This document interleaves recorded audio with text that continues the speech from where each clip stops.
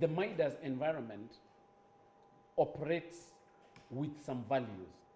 And therefore, whatever it is that you're planning for your students must be informed by those values.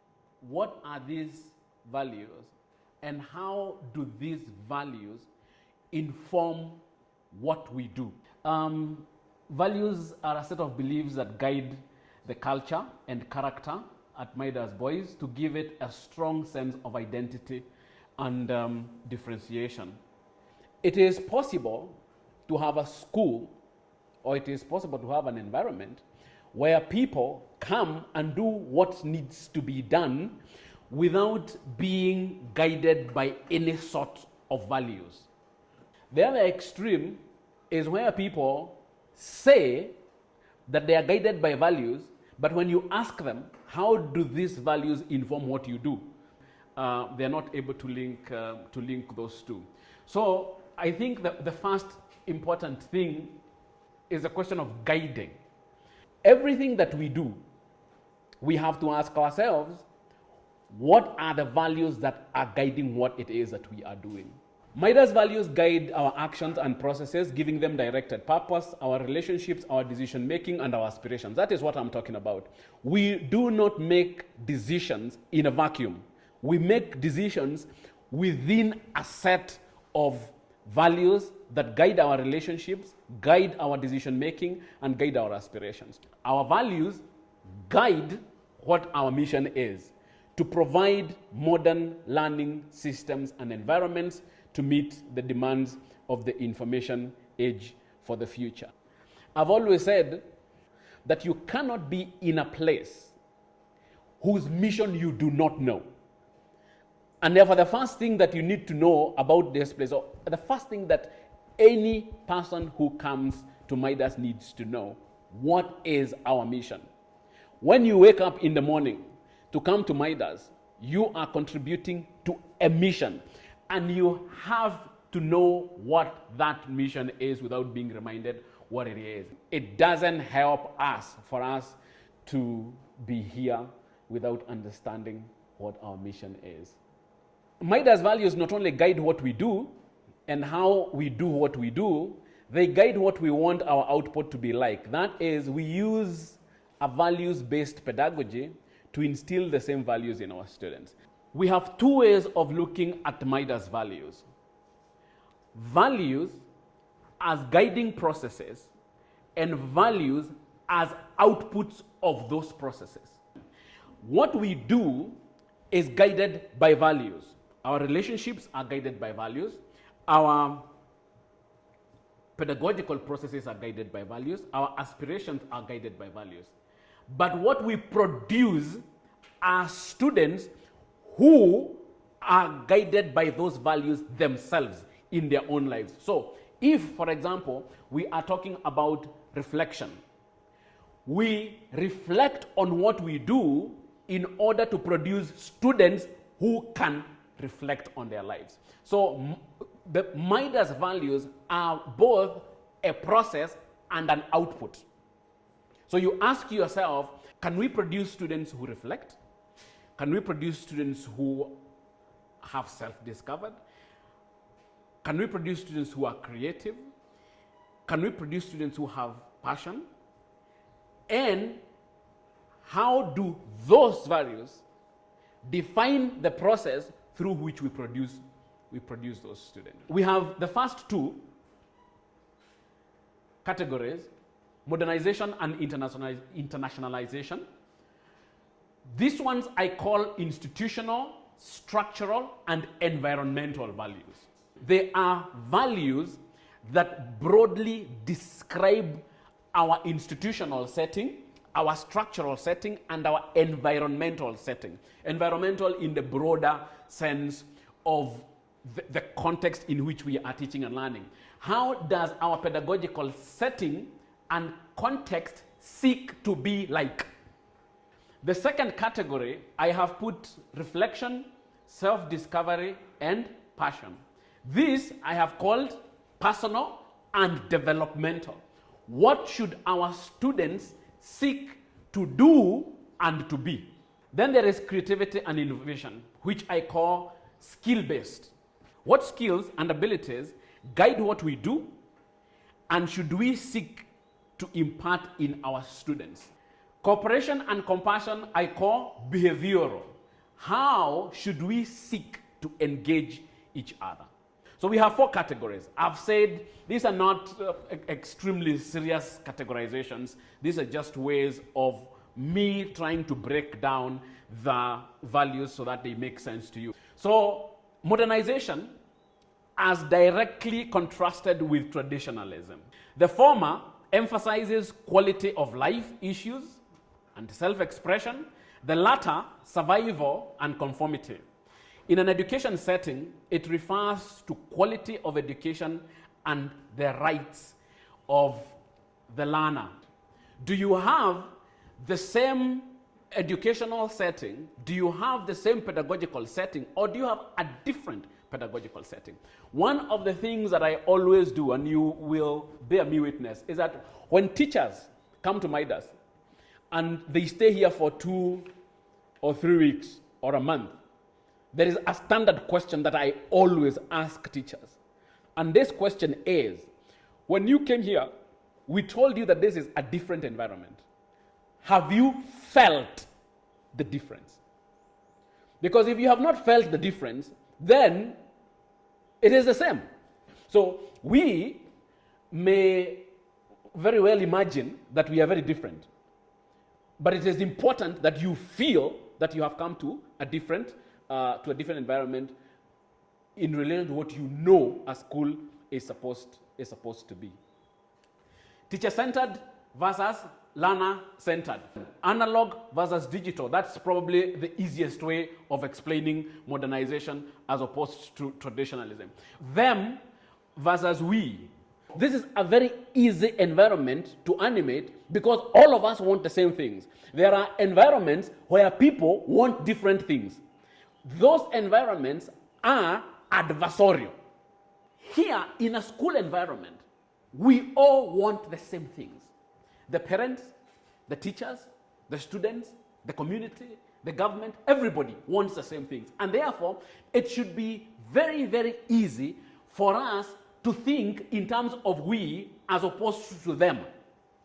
It is very easy for us to sit down and ask, what do we want, as opposed to what do they want? Because they and us are the same. We want the same things.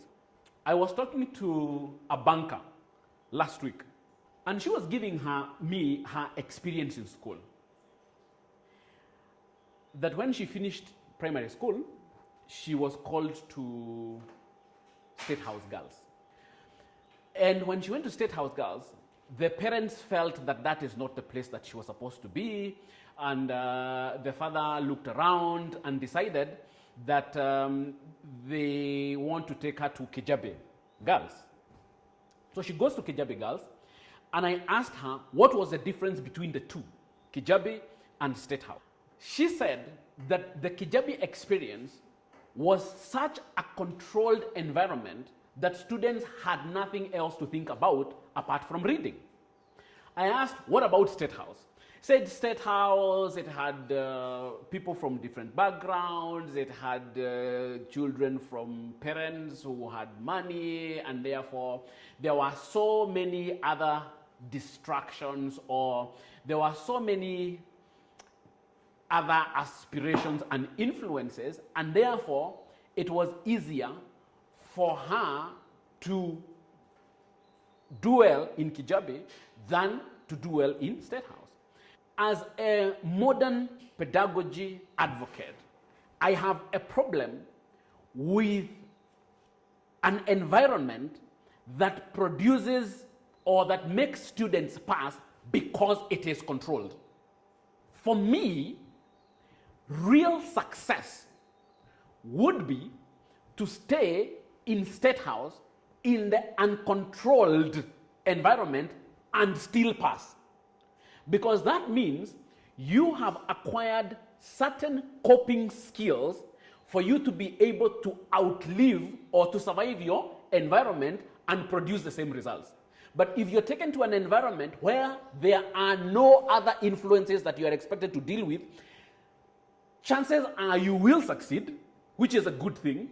But the person who succeeds in the other environment has learned more skills, more coping skills than the person in the controlled environment. And therefore, when we are dealing with a modern learning environment, the question of control versus autonomy is an extremely important question, because you cannot put students in an environment where you expect them to be guided by values, and that environment is a controlled environment. They are not allowed to think, they are not allowed to act, they are not allowed to do anything. Then why do you have values? In a modern learning environment, a modern teacher would have to come to terms with control versus autonomy. Then there's a question of single outcome versus multiple outcomes. I go back to the example of the Kijabi girl, okay? And what happened is that in State House, if she would have stayed there and coped with the different influences and with the different environments and with the different experiences that were there, what she would have come out with after 4 years are multiple outcomes. But the parents and the girl wanted a single outcome: go to school and pass exams. It is one of the things that as a teacher, you have to constantly ask yourself when you are planning. Am I planning for a single outcome? Am I planning for multiple outcomes? And what are these multiple outcomes that I am planning for?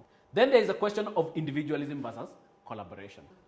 Something has changed in the world to make it necessary that if learning is going to take place, it must be collaborative. Internationalization. We are looking at education with global benchmarking to produce a global citizen. How do we relate to the world outside our immediate environment? How does that world affect us? How can we affect it? And why should we care? Creativity is our next value that we seek to, one, animate in our processes, and two, produce in our students. And we've had discussions as to the difference between creativity and innovation. I think these are discussions that we've had before, and I've tried to define them for you. Creativity being the capability or act of conceiving something original or unusual, while innovation is the implementation of the new or creative idea. Freedom with accountability. When we're talking about freedom with accountability, one of the things that we note is that absolute freedom is just as untenable as absolute control. There is nothing like absolute freedom. It does not exist. Responsibility moderates the former, while the latter diminishes responsibility altogether. Freedom is a prerequisite for the exercise of most of our values: reflection, self-discovery, modernization, creativity, and innovation. And let me explain the interplay between freedom and responsibility, or between freedom and accountability. If you want me to do certain things, okay, you will give me rules. You will say, we are here. You can leave this place at this time, and you can go to this place, and you can do A, B, C, D. After that, you can come back here and do A, B, C, D. And once you finish, you can go to another place B and you can do A, B, C, D. Those are the regulations, isn't it? It is incumbent upon you to leave the door open. You cannot give me instructions of what to do, then close the door. The instructions are not necessary. And that is what we say: freedom demands responsibility, but responsibility requires freedom. Once you have told me you can go to place A, B, C, D, do this, you come back at this time, you do A, B, C, D, you go here, you meet so-and-so, you do A, B, C, D with them, then you must leave the door open. But you cannot tell me all those things and then lock the door, because then I do not have the freedom to exercise the responsibilities that you have given me. And therefore, you have to appreciate that students will do what they may with the opportunities that you give them. Some will do more with those opportunities, some will do less with those opportunities, but you have to avail them an autonomous environment for them to operate. Cooperation, as opposed to isolation and separation. In the modern ICT age, monopoly of knowledge is impossible. We cannot outknow. We thus need to cooperate in order to innovate. This is characterized by extensive spatial interaction of members of the school community and their widespread participation in policy and product formulation and implementation. That is a mouthful. If you look at some of the attributes of a modern learning environment, you will find that it becomes difficult to deliver on a modern learning environment without thinking about cooperation, because most of the values that you need to deliver or that needs to inform a modern learning environment require you to cooperate. If you look at them versus we, you are not going to be able to we if you cannot cooperate with the people you are working with. If you look at the question of single outcomes versus multiple outcomes, you are not going to achieve multiple outcomes alone. It doesn't work like that. If you're looking at singularity versus plurality, that there are multiple ways of engaging and there are multiple ways of getting your outputs. And therefore, you need to work with other people. And as we move along in this series, you will start to see how a modern learning environment is intertwined. That in order for you to be a good teacher, you need to cooperate with other teachers and you need to cooperate with other students. Compassion, the recognition that we are privileged amidst a social environment of lack, sensitivity to unequalness, and the need to suffer and alleviate lack from the other. In the education context, it goes back to the matter of ethics of care. Reflection. Think about education and the educating process to produce a learner who can think, values, self, content, method, the learner, purpose, outputs, and outcomes. All those are things that teachers need to reflect on. But if you ask me, which is the most important of all these areas of reflection, I think my answer would be the self. Because part of the reasons we have difficulties animating a modern learning environment are the teachers' beliefs themselves. By the time you come here, the only thing you have done in your life is to pass exams. How does that affect your ability to teach in a modern learning environment? My school career affected my ability to teach in a modern learning environment. What are the things that students should reflect on? I couldn't find many. And people who know me know that my sympathies are usually with the student. And therefore, my argument is this. Even if the student is reflecting on nothing, by the time they are leaving Midas after 4 years, they should be able to reflect on something. They will only be able to reflect on something if the teachers have done this kind of reflection. If this reflection has not happened, there will be no reflection here. What you are going to produce again are people who are going to pass examination. And that is what we want to avoid. We want to make sure that we are animating an environment where we have plural, many outcomes, as opposed to singular outcomes. And those outcomes will come from the reflection of the teacher And once the teacher can reflect, then they will guide the reflection process of the student, and the student will become what he will become. But this reflection is not grounded on nothing. This reflection is not just sitting down and saying, I am reflecting. Don't make noise. I am reflecting. It must be directed reflection. For me, the most important reason is self-discovery. So if the reflection of the teacher and the reflection of the student does not lead to self-discovery, then we are missing something. In order for you to have passion about anything, you have to self-discover. And then you can cultivate passion. Deep attachment and devotion as opposed to commitment to people, actions, roles, or causes. One can be committed without being passionate. So you need to ask yourself, are you committed or are you passionate? Because you can be committed, and you can be committed to things that you don't like. It is possible.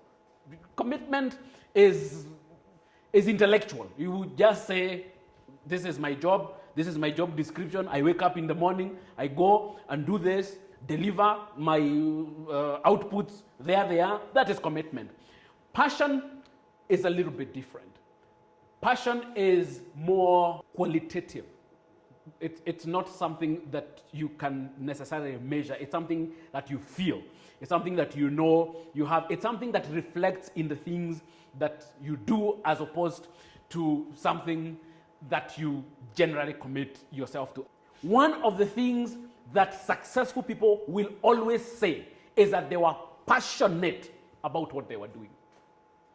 I do not know whether it is possible to succeed in something you don't have passion for, but I personally haven't had somebody who has been exceedingly successful at something who said they hated it. So if you're doing something that you hate, success is not one of the outputs that you expect from whatever it is that you're doing. Why do we do what we do? What energy do you bring to the Midas environment? This is an important one. If you're a person of possibilities, if you're a person of optimism, if you're a person of can do, it will be done. It is doable. But if you're a person of haionekani, haipatikani, haitoshi, hayuko, hapatikani, now it's not going to work. In what ways are people, processes, and systems at Midas environment affected by your attitude? What aspects of the Midas environment are you passionate about? I do not know, and Benson will correct me, whether you can demand passion from people. I am not so sure that it is something you can demand from people. I don't. Maybe you can demand commitment, a bit of it, because even that is difficult to demand from people. But I don't think that passion, I think passion is you. If you don't have it, you don't have it. I don't think somebody can demand passion from you, but it helps if you're doing something that you're passionate about. This thing called modern learning environment, this environment that we are saying is different, is autonomous, is pluralistic, has multiple outcomes. This is not an environment that you will be able to survive in if you are not at least committed. At least. Would anybody demand passion? I think you should demand passion from yourself. If you're not passionate about this environment, I think it is good for you to consider your options. Because it's just going to make your life difficult. If you don't have commitment, if you don't have passion, and you're in an environment that expects you to change, you're in an environment that expects you to do different things, you have come through a school system that has taught you how to pass examinations, and here you are, it's being demanded of you that you deliver something more. If you don't have commitment, ningumu. If you have passion, we don't have to have this discussion. Now, this is what I said, that I will talk briefly about ethics of care. This for me is a huge one. Your students don't care how much you know until they know how much you care. And if every teacher would understand this, schooling would be a very, very enjoyable experience for most students. scientists are increasingly agreeing that human beings are not thinking beings that feel. Human beings are feeling beings that think. Meaning that feeling is more primal than thought. In fact, somebody else said, and I tend to agree with them, that you will tend to forget what you heard from people, but you will never forget how people made you feel. If you rewind back to your days in school, you will realize that the teachers whom you remember are teachers who made you feel something. Either teachers who humiliated you, teachers who embarrassed you, teachers who affirmed you, teachers who rewarded you, teachers who made you feel something. Those are the ones that you remember, not the teachers who taught you well. In fact, if teachers were teaching well and you felt they didn't like you, they were good teachers, they were teaching well, they knew their content, but you felt they didn't like you, you most likely did not like the subject, and you most likely didn't like the teacher, even if the teacher was a good teacher in terms of knowledge. And for me, ethics of care is one of the main attributes that a teacher in a modern learning environment needs in order to survive.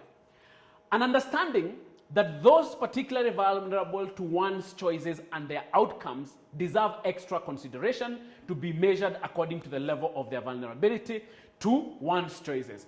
As a teacher, you are making certain choices, powerful choices. You have to understand that the choices that you're making affect your students. And that's what you're saying, an understanding that those particularly vulnerable to one's choices and their outcomes deserve extra consideration to be measured according to the level of their vulnerability to one's choices. What does that tell you? That all your students are not equally vulnerable to your choices. You are in a position of power and influence. Every decision that you make affects a vulnerable student. And I have tried to enumerate some of the things, or to unpack for you some of the things that I think encompass what we call ethics of care. Number one, attentiveness. You must pay attention to others' needs in order to respond to them. Responsibility. In order to care, we must take it upon ourselves. That's responsibility. Competence.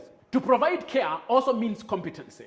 One cannot simply acknowledge the need to care, accept the responsibility, but do not follow through with enough adequacy, as much inaction would result in the need of care not being met. Do you have the competencies to meet the needs of your students? Do you know what to do? If you don't know what to do you know where to get the help to do what you need? Remember, we talked about cooperation. We talked about collaboration. So the fact that you do not have answers does not mean that the answers do not exist. If you come to me with certain things or with certain proposals, I will know what to do because I have life experience. I know what to do. I know how to respond. I probably even know how to respond to not make you feel bad. You're not going to modify behavior if you don't have the competence. You are not going to modify behavior if you do not take responsibility to modify that behavior. A few years ago, one of the biggest complaints that I used to get from the principal is that when teachers go to class and they find an issue with the students, the teachers would come to the office to report the issue to the principal. Why? Because they have not taken responsibility over the issue. And this is why ethics of care in my book ranks among the most important competences that a teacher in a modern learning environment should exhibit. Now, these are values and actions, and we just summarizing them in terms of questions. I think one of the things that I would want you to do is to reflect on these things, and that is why I have put them in terms of questions. Personal values. What values apply to you as a person? How do the values apply to you as a person? Of the 7 or so values that we have given, which ones apply to you as a person, and how do they apply to you as a person? I suspect all of them should probably, apart from the institutional ones. Actions. What are your roles and accompanying actions? What values apply to your roles and actions? How do the identified values relate to these roles and inform your actions? Environment and systems. What values inform your environment? What are the principal systems through which we seek to achieve our goals? Which values animate these systems? Beneficiaries and products. Who are your immediate beneficiaries? How do they benefit from the values informing your roles and actions? How are the values to be transferred and imparted? Which values should they exhibit, and how should they exhibit them? What your role in producing these values in them? Stakeholders. Who are the stakeholders whom you have to work with on a regular basis to deliver on your roles and responsibilities? Which values apply to your relationship to these stakeholders?